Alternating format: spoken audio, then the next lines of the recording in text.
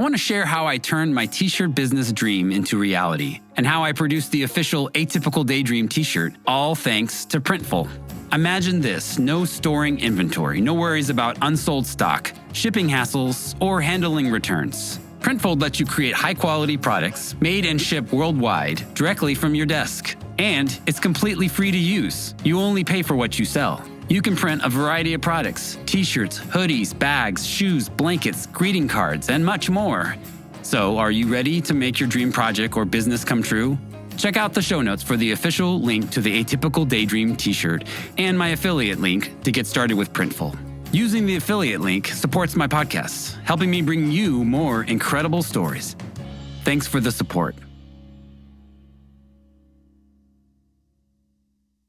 This guy was ready to fight a war. This guy was prepared to hunt down a dinosaur, and I'm just like, I was like, we are leaving now.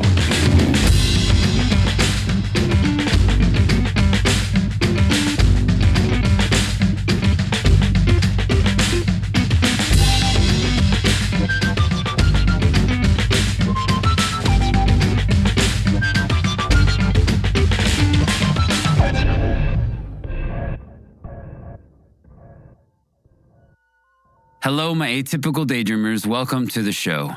My first guest is Jeremy Sage. He's a video producer, cameraman, and previously a reporter for local news. Now, I've been bugging Jeremy for a while to be on my show, and he finally gave in and delivered a thrilling tale that reminds us to be careful what you go looking for.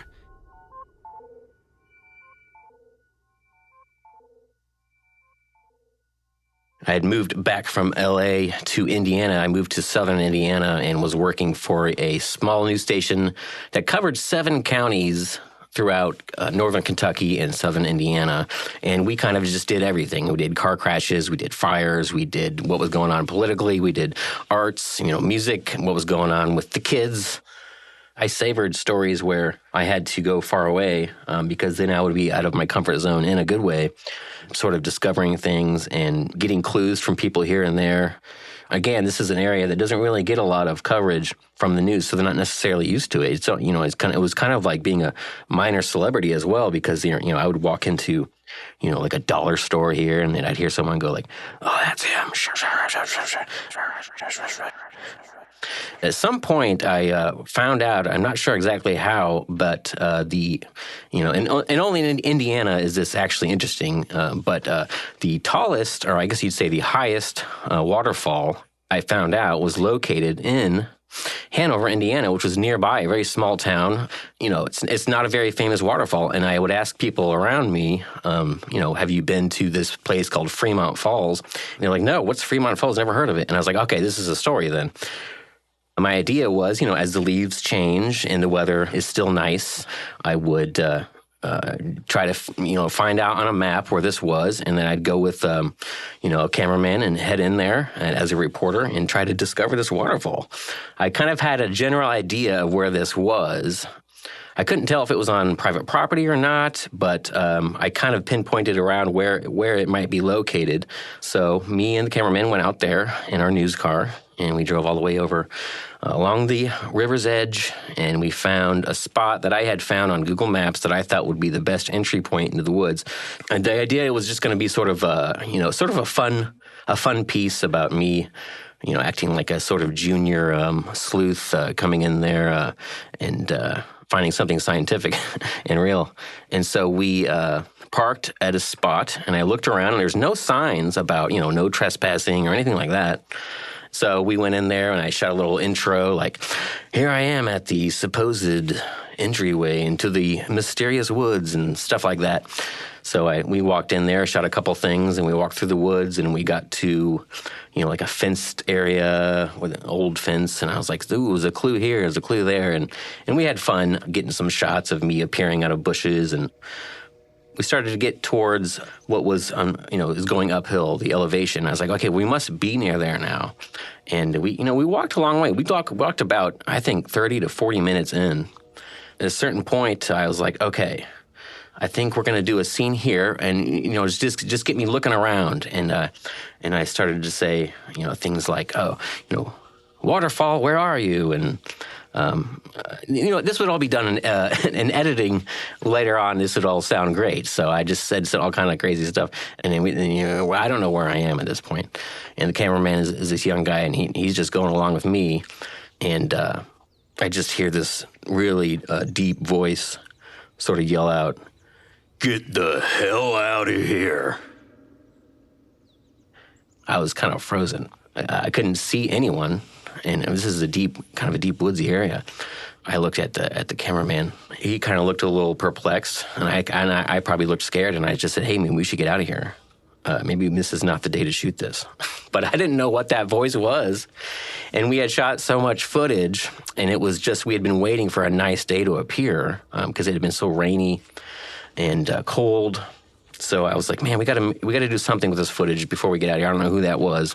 So we started to head a little bit back towards the news car, and I said, "Okay, well, we just got to do one more thing. We got to do, I got to be able to finish this later. So just get some footage of me just turning to the camera from looking into the distance and saying, 'Today's not the day,' or something like that." So he got his shot, and I kind of turned my back to the camera, and before I could turn back around, I hear the footsteps. "What did I tell you?"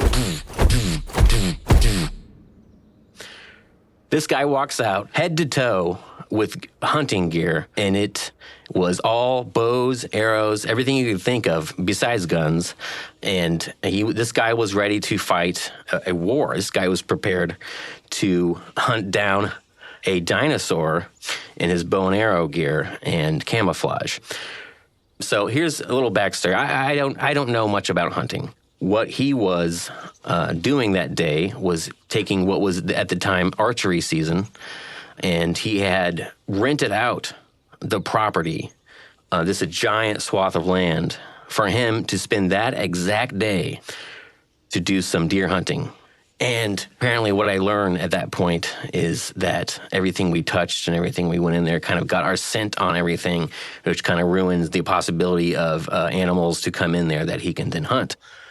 And I tell you, I just didn't know about it. I just moved there from Los Angeles after being there for 12 years. I didn't know a lot about archery season. I honestly, this is why it's scary, because, again, I didn't tell anyone where we went. I didn't know who this guy was. I don't know if he's a nice person. He didn't come off as nice. And of course he was mad and for, a pretty good reason. And then the cameraman is like, "Yes, sir, yes, sir, yes, sir." And I'm just like, I understand. I was like, we are leaving now. And he's just like, "What is your name? Who do you work for? Are you here for the fossils?" So, ironically, I'm out here hunting for a waterfall. He's out there hunting deer, and he thinks we're trying to locate some kind of fossils, which also exists in the area to a large degree. He's walking along. I don't know what's going to happen. We start walking back towards the car, and again, this is a 30 to 45-minute walk, and he walks us out the entire woods, just ranting. And, we walk all the way to the car. He's just like, "Never come back here," basically trying to teach us a lesson about what we were doing. And I just was happy to just get away from this man. And I was happy to get into the car and then take off. We didn't do anything with that footage. Later on, it ended up in a good situation because I waited till the following spring, and I've actually did even more research and found out where the actual waterfall was. It's on this private property. The person who lives on that property was well aware of it. I interviewed them. We went out and shot a nice comical version of me hunting for this waterfall, threw some science facts in there, and we did release the video. And many people enjoyed the video about us discovering. But that was, 4 months later, and I haven't been in many situations where I just kind of felt out of my element. I think of that moment when stressful situations arise, and I kept my calm then, and I keep my calm now.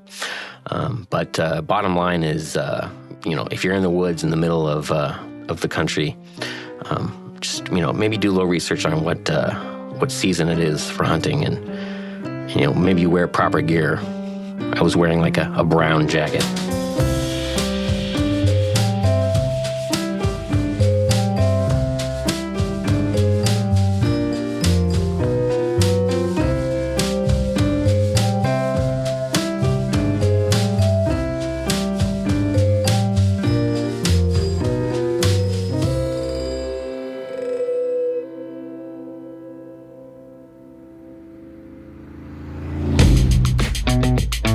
Hey, Josh here.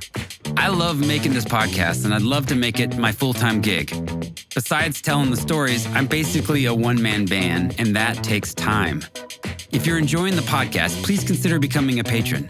You'll have access to loads of great bonus stories, and you'll have the satisfaction of knowing that you're supporting a truly independent podcast. Find the Patreon link in the show notes. And thanks.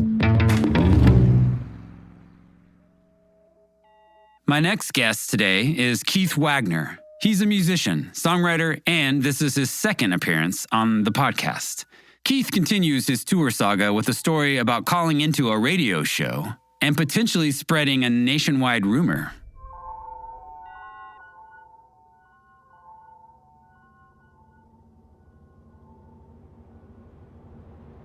This time we were traveling to LA for some shows.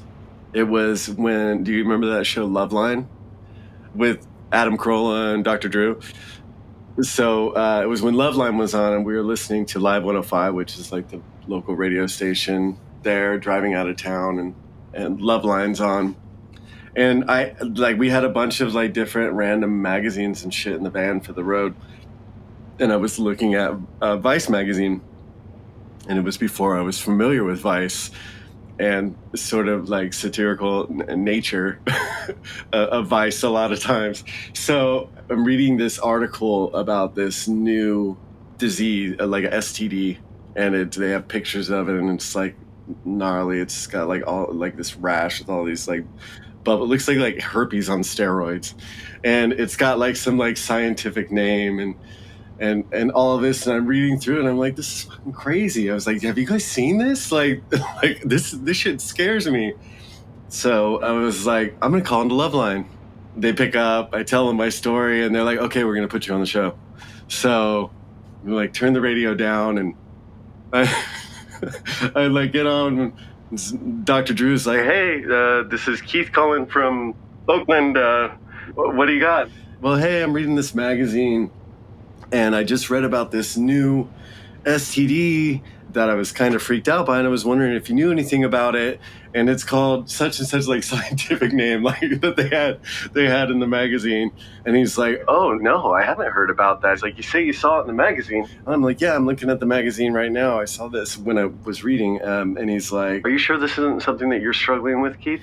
And like it's very typical, like Dr. Drew line and tone. And I'm like, no, man, I'm telling you, I'm like reading this magazine, and they're talking about this thing, and it looks like herpes, but it's really painful, and da-da-da-da-da. And he's like, no, we're going to have to look more into that. And this is when radio, like FM radio was still really big. And afterward, later on, I had figured out what Vice was. And I think that I can't remember what the name of the issue was, but it was like fake in Spanish or something like that. Like, and I discovered that later. So all of the articles were bullshit, right? So like I effectively spread a national rumor over Loveline as Keith from Oakland. I want to thank Jeremy and Keith for sharing their experience. Be sure to check out Jeremy's video about Indiana fireflies. And make sure to check out Keith's bands, Amateurs and Earthquake Don't Give a Fuck. Links in the show notes. This podcast was created and produced by me, Josh Caldwell. Music by Visual Aid, my side music project. General support and copywriting by Miranda Caldwell. If you like the show, please follow, subscribe, rate, and review wherever you listen to podcasts. And if you'd like to financially support the show, check out my Patreon page. You'll have access to loads of great bonus stories. Thank you for listening, and I hope you come back next week.